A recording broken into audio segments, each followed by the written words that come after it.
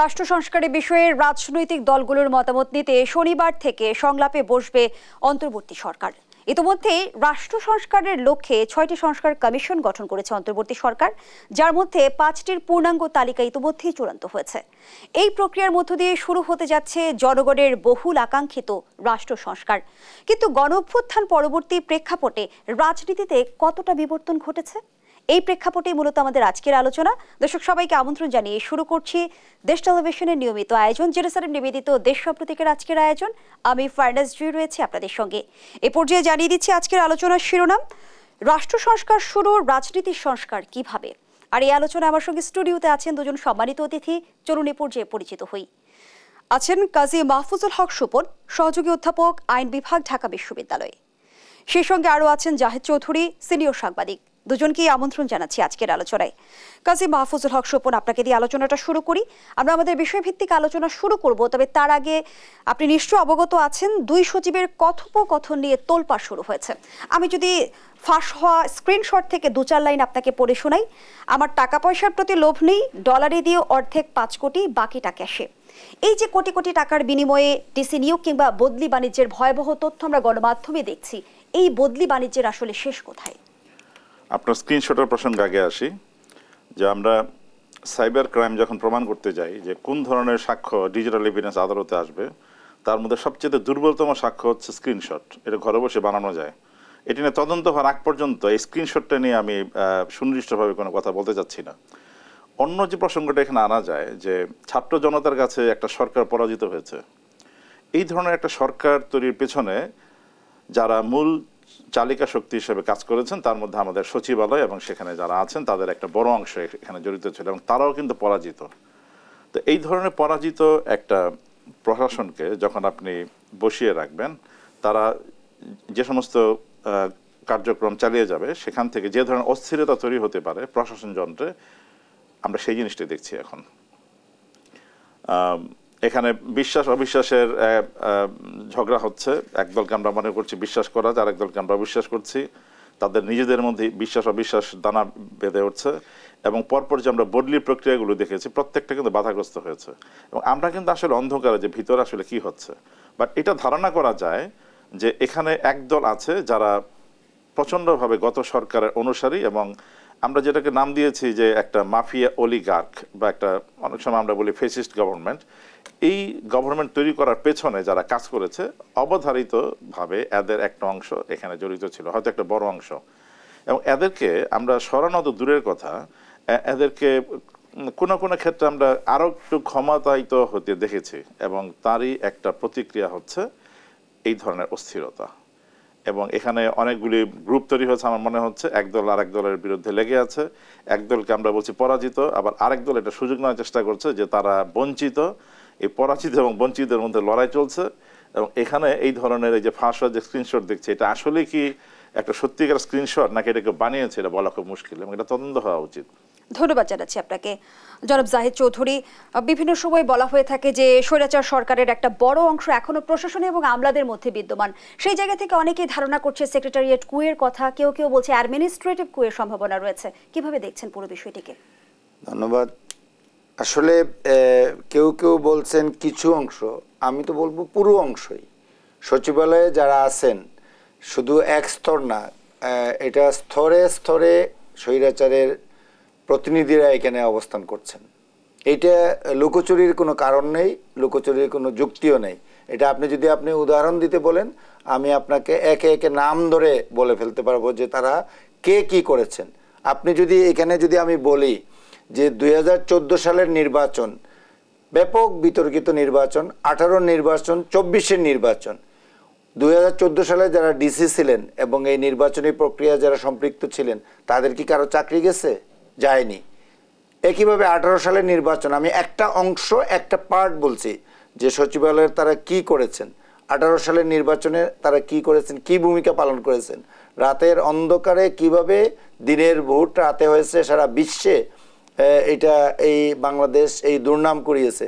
এটার সাথে যারা জড়িত ছিলেন প্রশাসনের, তাদের কি কারো বিরুদ্ধে কোনো ব্যবস্থা গ্রহণ করা হয়েছে? হয়নি।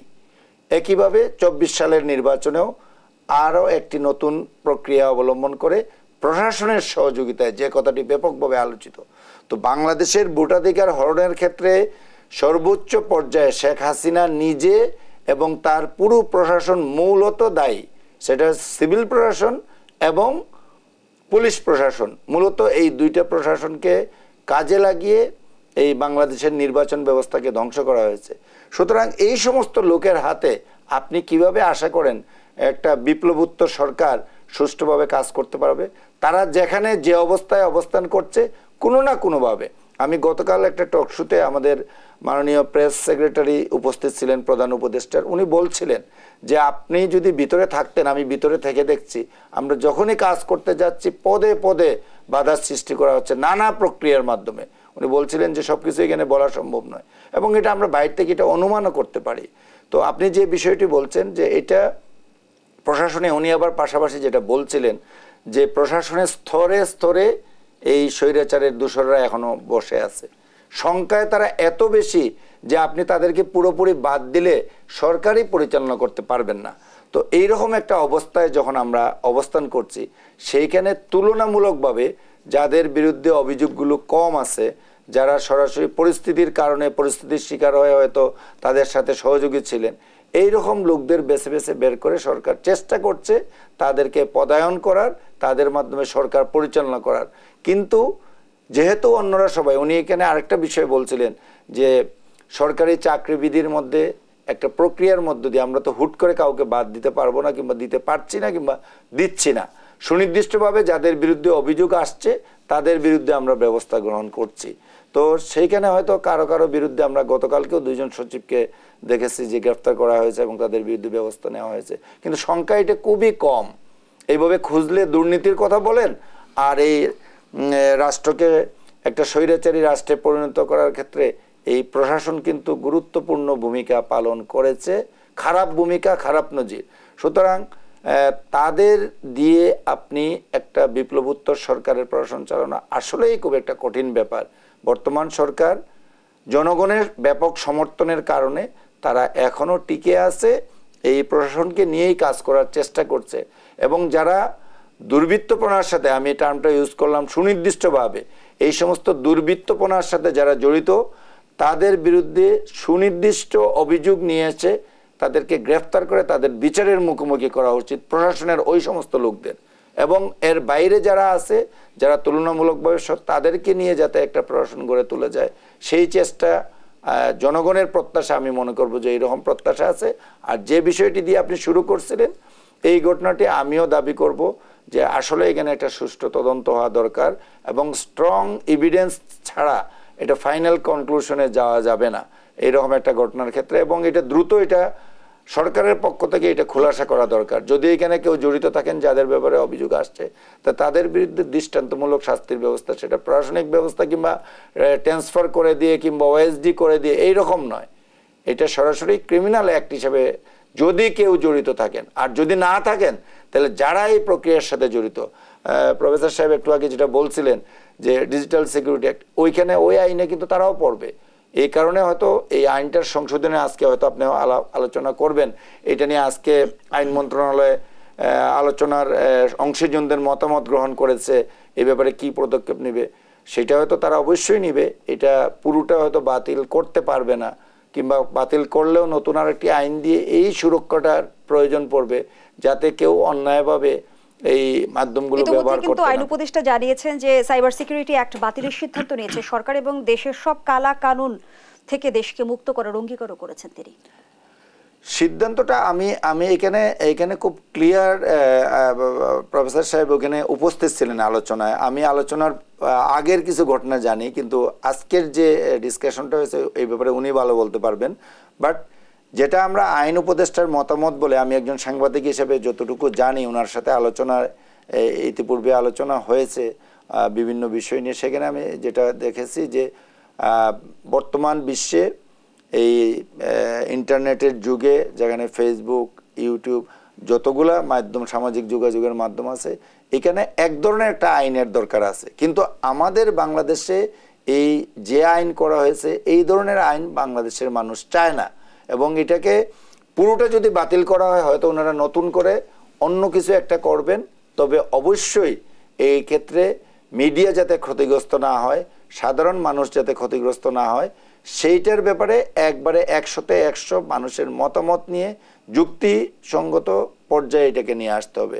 এই আইনটি বাতিল করে দিয়ে যদি নতুন কোনো আইন করতে হয়, তাইলে যেগুলো বিতর্কিত এগুলো এর আগে ইতিপূর্বে বহুবার বিভিন্ন মাধ্যম থেকে, বিশেষ করে আমাদের সাংবাদিক সমাজের পক্ষ থেকে সুনির্দিষ্ট প্রস্তাব দেওয়া হয়েছে এবং এগুলোর পিছনে যুক্তিগুলো তুলে ধরা হয়েছে। এগুলো যদি অ্যাকসেপ্ট করা হয়, তাইলে আমার মনে হয় যে এই আইন বাতিল করে দিয়েও রাষ্ট্র পরিচালনার ক্ষেত্রে প্রয়োজনীয় যে কোনো আইন সরকার করতে পারবে। কিন্তু এখনই আমার মনে হয় পুরো আইনটি বাতিল হচ্ছে কিনা এটা নিয়ে আমার একটু সন্দেহ আছে। ধন্যবাদ জানাচ্ছি জনাব জাহেদ চৌধুরী। কাজী মাহফুজুল হক, যেমনটি আমরা জানি যে 2024 সাল পর্যন্ত 8টি সাইবার ট্রাইব্যুনালে 5818টি মামলা এখনো চলমান রয়েছে এবং এর মধ্যে আসলে স্পিচ অফেন্সের 1340টি মামলা চলমান। সেই জায়গা থেকে আমরা মত প্রকাশের প্রধান অন্তরায় হিসেবে ধরা হতো সাইবার সিকিউরিটি অ্যাক্ট, সেটি আসলে বাতিলের সিদ্ধান্তটা যদি আপনি এই বিষয়টি নিয়ে বললেন, আপনার জানতে চাই। আজকে যে মত বিনিময় সভাটি হয় আমাদের বিচার প্রশাসন প্রশিক্ষণ ইনস্টিটিউটে, সেখানে আমাদের সম্মানিত দুই উপদেষ্টা ডক্টর আসিম নজরুল এবং নাহিদ দুজন উপস্থিত ছিলেন। তো সেখানে মত প্রকাশের জন্য পূর্ব নির্ধারিত অনেককে আমন্ত্রণ জানানো হয়। সেখানে বিশ্ববিদ্যালয়ের শিক্ষক, সাংবাদিক, লেখক, আইনজীবী, মানবাধিকার কর্মী অনেককেই আহ্বান করা হয়েছিল এবং শুরু থেকেই মোটামুটি সবাই বলেছেন যে আইনটাকে যদি আমরা সংস্কার করতে চাই, এত বড় আকারে সংশোধন করতে হবে যে এর চাইতে সব ভালো হচ্ছে এই আইনটাকে বাতিল করে দেওয়া। এবং পরবর্তী কিন্তু তারা দুইজনে একমত হয়েছেন যে বাতিল করে দেব। তো এখানে সমস্যাটা যেটা ছিল যে আমাদের প্রথম যে আইনটা হয় বাংলাদেশে 2006 সালে তথ্য যোগাযোগ প্রযুক্তি আইন, তো সেখানে কিন্তু কতগুলো সাইবার অপরাধের কথা বলা ছিল এবং অপরাধগুলো এমন ছিল যেগুলোকে আসলে আমরা দুই একটা ছাড়া ওগুলোকে আমরা সাইবার অপরাধ বলি না। মনে হচ্ছিল যে ওগুলো আসলে আমাদের মত প্রকাশের যে স্বাধীনতা সাইবার স্পেসে এটাকে আটকে দেওয়ার জন্য, দমন করার জন্য। তো তখন থেকে একটা দাবি ছিল যে এই ধরনের আইন বিলুপ করতে হবে। কিন্তু আমরা পরে দেখলাম 2018 সালে যে ডিজিটাল সিকিউরিটি একটা হলো, সেখানে কিন্তু আরও চেপে ধরা হলো আমাদের কণ্ঠ এবং আবার দাবি উঠলো, আবার আরেকটা আইন হলো 2023 সালে সাইবার সিকিউরিটি অ্যাক্ট। সেখানে শুধু শাস্তি কমলো, কিন্তু যে আইনের যে ব্যাপ্তি এবং আইনের যে সর্বগ্রাসী যে রূপ আমাদের মত প্রকাশের স্বাধীনতার উপরে যে আক্রমণটা, সেটা কিন্তু থামেনি। তো এবং এখানে অনেকগুলো সমস্যা ছিল এই আইনটাতে। একটা হচ্ছে যে সাইবার ক্রাইমগুলোকে ঠিকভাবে সংজ্ঞায়িত করা হয় নাই, এটা ছিল একটা সমস্যা। এবং আইন সংজ্ঞাগুলো এরকম যে অনেক ধরনের সাইবার ক্রাইম যেগুলো আমাদের দেশে হচ্ছে এগুলোকে আপনি এই আইনে বিচার করতে পারবেন না, কারণ এর মধ্যে এটা ফিট করছে না, এটা একটা সমস্যা ছিল। আর এই যে সাইবার ট্রাইব্যুনালগুলো যে করা হয়েছিল আমাদের দেশে, এগুলো কিন্তু সাইবার অপরাধের বিচার করার উদ্দেশ্যে করা হয়েছে বলে আমার কখনোই মনে হয় নাই। এগুলো ছিল যে যারা সাংবাদিক, যারা অনুসন্ধানী, যারা সাংবাদিকতা করেন তাদেরকে ধরার জন্য, যারা রাজনীতিবিদ, যারা সরকারের সমালোচনা করেন বা চিন্তাবিদ, ইভেন ছাত্র। এবং এটা খুব মজার যে আজকে একটি মেয়ে এখন উপস্থিত ছিল, কয়েকজন যারা ভিকটিম এই আইনের, খাদিজা যে মেয়েটা, এই মেয়েটা উপস্থিত ছিল এবং ওকে দিয়ে শুরু হয়েছিল এবং ও কিন্তু আজকে খুব চমৎকার করে ওর যে কষ্টটা, এবং ওই কিন্তু প্রথম তুলেছে যে এই আইনটাকে সংশোধন করলো, এই যে ট্রাস্ট তৈরি করেছে। এবং ও বলছে যে আমাদের কাছে মনে হচ্ছে এই আইনটা একটা ফেসিস্ট একটা মনস্তত্ব তৈরি করেছে আমাদের, এবং এই আইনটা যদি আমরা এই নামে রেখে দেই, যত ভালো আইনই হোক, আমাদের মনোজগতে কিন্তু আর এই পরিবর্তনটা হবে না। তো যে কারণে আমরা সবাই পরে একমত হয়েছি যে না, আসলে এই আইনটা জনাব জাহেদ চৌধুরী, এই যে আমরা দেখলাম যে সাইবার সিকিউরিটি অ্যাক্ট বাতিলের সিদ্ধান্ত নেওয়া হয়েছে, এর মধ্য দিয়ে মুক্ত সাংবাদিকতার দ্বার উন্মোচন হবে কি? অবশ্যই এটা বাতিল করলে মুক্ত সাংবাদিকতার যে অন্তরায়গুলো, এটার মধ্যে অন্যতম এই অন্তরায় এটা, যেটা নিয়ে আমরা বরাবর সাংবাদিক সমাজের পক্ষ থেকে বলেছি। আরেকটা বিষয়ে আমি এখানে অ্যাড করতে চাই যে স্পিচ অফেন্স যেগুলো ছিল, আপনি একটা ফিগার উল্লেখ করেছেন যে 1300+ এরকম 1340টি। তো এটার ব্যাপারে অলরেডি ল মিনিস্ট্রি, আমি যতটুকু জানি, তারা একটা ডিরেকশন দিয়ে দিচ্ছে যে এগুলা গভর্নমেন্ট সহোদ্যোগী হয়ে অ্যানোনিমাসলি কারো কিছু না দেখে এইগুলা উইথড্র করে নেবে। যে আমি একটা কথা বললাম, এবং এটা অনেকটা এরকম ছিল যে আমাদের স্বৈরাচারী যে রাজ পরিবার ছিল, এই রাজ পরিবারের সদস্যদের কারো ব্যাপারে কেউ যদি টু শব্দ করেছে কোথাও বক্তৃতার মধ্যে, লেখার মধ্যে, ফেসবুকে, সাথে সাথে তাকে জেলে পুরে দেওয়া হয়েছে। এইটার সাথে অন্য কোনো বিষয় সম্পৃক্ত ছিল না। তো সুতরাং এটা অলরেডি এটা ডিসিশন নিয়ে নেওয়া হয়েছে, এই মামলাগুলো তুলে দেওয়া হবে। অন্যগুলো স্ক্রুটিনি করে তারা আশা করব পর্যায়ক্রমে যারা ভিকটিম তাদের বিয়েগুলা সরকারের তরফ থেকেই অন্য মামলাগুলো তুলে দেওয়ার ব্যাপারেও উদ্যোগ গ্রহণ করা হবে। আপনি নিশ্চয় অবগত আছেন, শনিবার তৃতীয় দফায় রাজনৈতিক দলগুলোর সাথে সংলাপে বসবে অন্তর্বর্তী সরকার। সেই আলোচনায় ফিরতে চাই একটা বিরতির পর। দর্শক, জেনেছিলেন নিবেদিত দেশ সাম্প্রতিকের এই পর্যায়ে একটা বিরতি নিচ্ছি, সাথেই থাকুন।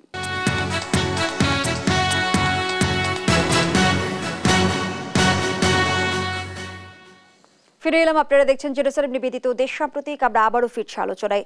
জনাব জাহিদ চৌধুরী, যে আলোচনায় আমরা ছিলাম, শনিবার তৃতীয় দফায় রাজনৈতিক দলগুলোর সাথে সংলাপে বসবে অন্তর্বর্তী সরকার এবং রাষ্ট্র সংস্কারের বিষয়ে রাজনৈতিক দলগুলো থেকে মতামত দেবে, এমনটি শোনা যাচ্ছে। সেই জায়গা থেকে আমরা সংস্কার ঘিরে কিন্তু রাজনৈতিক দলগুলোর বিস্তর অভিযোগ দেখেছি ইতিমধ্যে। আমরা দেখেছি বিতর্ক, নির্বাচন কবে হবে, এই বিষয়গুলো থেকে রাজনৈতিক দলগুলো কি এবার এর মধ্য দিয়ে বেরিয়ে আসবে? কিছুটা কি স্বস্তি ফিরবে? এখানে আমি শুরুতেই বলে নেই যে আমার একটা অপিনিয়ন হলো কিংবা একটা মত হলো যে সরকার যে 6টি কমিটি করেছে সংস্কারের ব্যাপারে, এর বাইরেও আরও কিছু কমিটি আছে। যেমন আমাদের অর্থনৈতিক স্ট্যাটাসটা ফিক্স আপ করার জন্য ডক্টর দেবপ্রিয় নেতৃত্বে একটা কমিটি আছে। হ্যাঁ, মেজর কমিটিগুলোর কিংবা কমিশনগুলোর কথা যদি গুম কমিশন আছে, আলাদা একটা গুম কমিশন আছে যারা গুমের শিকার হয়েছিল এগুলা। তো এরকম অনেকগুলো কমিটি ফাংশন করছে, কিন্তু এই কমিটিগুলো গঠন করতে গিয়েই অনেক বিলম্ব হয়েছে। আবার গত মাসের 11 তারিখে আমরা যেটা দেখলাম, সেপ্টেম্বরের 11 তারিখে কমিটির একজনের নাম ঘোষণা করা হয়েছে হেড হিসেবে, কিন্তু আজকে এই মাসের 3 তারিখ অক্টোবরের, প্রায় কত 20-22 দিন হয়ে গেল, এখন পর্যন্ত টোটাল কমিটিটা ফরমেশন কমপ্লিট হয় নাই। ইট ইজ ওয়ান থিং যে এটা খুব ডিলে হচ্ছে। এটা একটু যদিও প্রধান উপদেষ্টার প্রেস সচিব ইতিমধ্যে জানিয়েছে যে 5টির পূর্ণাঙ্গ তালিকা ইতিমধ্যে চূড়ান্ত হয়েছে। এখনো আমরা জানি না, পাবলিকলি এটা প্রকাশ করা হয়নি, আমি সেটাই বলতে চাচ্ছি। ইন্টারনালি হয়তো এই ধরনের ইনিশিয়েটিভ উনি কালকেও বলছিলেন, আমার সাথে একটা টক শোতে ছিলেন, ওইখানে বলছিলেন যে আমরা কাজ করছি এটা নিয়ে। এনিওয়ে, এটা হলো ওয়ান থিং, কিন্তু আদার থিংস হলো যেটা হলো যে এই কমিটিগুলোকে তারা রাজনৈতিক দলগুলোর মতামত নেবে। অবশ্যই এখানে মেইন স্টেক হোল্ডার হলো পলিটিক্যাল পার্টিজ। এটা কোনো কমিটির ক্ষেত্রেই কোনো কমিটি ফাংশন করবে না যে রাজনৈতিক দলগুলোর অপিনিয়ন ছাড়া। তো এখানে রাজনৈতিক দলগুলোকে সরকার বলতে পারে, কমিটিগুলো বলতে পারে যে এই ব্যাপারে তাদের যদি টার্মস অ্যান্ড রেফারেন্সটা ক্লিয়ার হয়ে যায় যে এই কমিটি কি কি কাজ করবে, এটা নিয়ে সরকারের তরফ থেকে যদি আমি ওনার মুখপাত্র হিসাবে প্রেস সচিবের কথা, প্রধান উপদেষ্টার তার কথা, প্রেস সেক্রেটারির কথা যদি বলি, উনি যেটা বলতে চাচ্ছেন যে কমিটি ফ্রিলি কাজ করবে। আমি গতকালকের ওনার সাথে আলাপ আলোচনার এবং ফর্মাল ইনফর্মাল যতটুকু জানতে পেরেছি যে কমিটিগুলো কাজ করবে, তারা স্বাধীনভাবে কাজগুলো করার পরে সিদ্ধান্ত হবে যে আমরা কোনটা গ্রহণ করব কোনটা করব না। ওনারা প্রথম ইন্ডিপেন্ডেন্টলি পলিটিক্যাল পার্টিজ এবং অন্যান্য স্টেক হোল্ডারের কাছ থেকে অপিনিয়ন নেওয়ার পর সরকারের কাছে দিবে, দেন সরকার এটা ফাইনাল করবে। আমি জানি না এই প্রসিডিওরটা নিয়ে, আমার ধারণা এটা নিয়ে ভিন্ন মত রয়েছে, বিভিন্ন জায়গায় বিভিন্নভাবে বিভিন্নজন বলছেন। এইখানে একটা কনসেনসাস দরকার, মোটামুটি একটা কনসেনসাস। এবং এইখানে আমার ইয়েটা হলো যে এক্সপার্ট যারা আছেন কনসার্ন বিষয়ে, কনসার্ন কমিটিগুলোতে, যেমন নির্বাচন কমিশনের যারা এক্সপার্ট আছেন, লিগ্যাল এক্সপার্ট প্লাস যারা এগুলো নিয়ে কাজ করছে, তারা সবার মতামত নিয়ে তাদের মতো করেই প্রস্তাবগুলো নিয়ে আসতে পারেন। মানুষের অ্যাসপিরেশনে আমাদের ইয়ে নেই। একইভাবে সংবিধানের ক্ষেত্রে বলেন কিংবা অন্যান্য কমিটি যেগুলো আছে, পুলিশ প্রশাসনের কি সংস্কার করবে, কিভাবে করতে চায়, এই গাইডলাইনগুলো আগে করা দরকার। এবং এটার উপর বেস করে পলিটিক্যাল পার্টিসগুলো তাদের প্রপোজালগুলো রেডি করে ইন রিটেন তারা দিতে পারে সরকারের কাছে। যাই হোক, বিলম্বে হলেও এই আলোচনাটা শুরু হচ্ছে এবং আমরা মনে করব যে দ্রুততম সময়ে সবার সাথে আলোচনাগুলো সেরে কমিটিগুলো খুব প্রম্পট কাজ করবে। যদিও আলটিমেটলি এইগুলা ইমপ্লিমেন্টেশনের দায়িত্ব হবে নির্বাচিত সরকারের উপর। বর্তমান সরকার শুধু প্রপোজালগুলো নিতে পারবে। যে সংস্কারের ধারাবাহিকতা রক্ষার্থে কি করণীয় আর টেকসই সংস্কার আসলে কিভাবে নিশ্চিত হবে? একটা হচ্ছে যে আমরা সংস্কার যে চাই কোন দিকে, আমরা কতটুকু সংস্কার চাই। ধরুন এই যে কমিশনগুলো হলো, তারা হয়তো যারা সংস্কার সংশ্লিষ্ট লোকজন আছেন সবার সাথে মতামত নেবেন, তারপরে তারা হয়তো একটা রিপোর্ট দিবেন এবং সেখানে হয়তো তারা একই প্রশ্নের অনেকগুলো উত্তর দিবেন। তো এখন এখানে অনেকগুলি কিন্তু ইমপ্লিমেন্ট আপনি করতে পারবেন না, এবং কিছু কিছু আছে এগুলোকে আপনি ব্যবহারিকভাবে প্রয়োগও করতে পারবেন না। যেটা ধরেন আমি একটা উদাহরণ দিই অতীতের ডক্টর কুদ্দতি খুদা শিক্ষা কমিশন রিপোর্ট, এটা নিয়ে অনেক কথা আছে, আমরা সাধারণত বাহবা দিই, কিন্তু ওখানে অনেক কিছুই আছে যেগুলো আসলে বাস্তবে সম্ভব না। তো এই ধরনের জিনিস আপনি এই কমিশন থেকেও পাবেন, এবং যেগুলো বাস্তবে সম্ভব সেগুলো দিয়ে যে আবার রাজনৈতিক ঐকমত্য হবে সেটা কিন্তু আমরা নিশ্চিত করে বলতে পারছি না। তো আমার কাছে মনে হয় এই সংস্কার কমিশনে যারা সদস্য হবেন তাদের মানসিকভাবে কোনো চাপ অনুভব করার প্রয়োজন নেই, কারণ ওনারা যে সংস্কার প্রস্তাবগুলো করবেন এটা স্বাধীনভাবেই তারা করতে পারবেন, কারণ তারা তাদের ব্যক্তিগত মতামত যে দিবেন বিষয়টা এরকম না, তারা কিন্তু সবার সাথে কথা বলবেন, কথা বলে তারা হয়তো অনেকগুলো উত্তর খুঁজবেন, যে একই জিনিসের অনেকগুলো উত্তর, এবং তাদের কাছে যে উত্তরগুলোকে মনে হবে ভালো এর মধ্যে দুই একটি উত্তর তারা দিবেন বিভিন্ন প্রশ্নের, এবং সেগুলো হয়তো একটা প্রতিবেদন আকারে এটা তারা জমা দিবেন। এই প্রতিবেদনটা যে সংস্কার হয়ে যাবে বিষয়টা কিন্তু একদম এরকম না। তখনই হচ্ছে পলিটিক্যাল উইল আমাদের কতটুকু বিভিন্ন রাজনৈতিক দল এই সংস্কারগুলো তারা যদি মনে করেন যে এটার জন্য ভালো হবে সেটা এক জিনিস। আবার কোন একটা দল মনে করতে পারেন পরবর্তী নির্বাচনে আমি জিতে যাব এবং এই সংস্কারটা করলে আমার জন্য ভালো না, এরপরে আবার আসাটা সমস্যা হতে পারে, এই ধরনের মানসিকতা কাজ করতে পারে। তো যে কারণে আমার কাছে মনে হয় কমিশনের কাজটা যতটা ইজি তার চেয়ে কঠিন কাজ হবে এই সংস্কারগুলো বাস্তবায়ন করা, এবং এই বাস্তবায়নের জন্য যে রাজনৈতিক ঐকমত্য দরকার ওই জিনিসটা অ্যাচিভ করাটা আমার সংস্কারের পাশাপাশি রাজনৈতিক অঙ্গনে কিন্তু আরো একটি চর্চিত বিষয় হচ্ছে নির্বাচন কবে হবে। ইতিমধ্যে আমরা নির্বাচন নিয়ে নানামুখী আলোচনা দেখছি, সেই আলোচনায় আমরা ফিরতে চাই, আবারও বিরতির সময় হয়েছে। দর্শক, জেনেসের নিবেদিত দেশ সাম্প্রতিকের এই পর্যায়ে আবারও বিরতিতে যাচ্ছি, সাথেই থাকুন।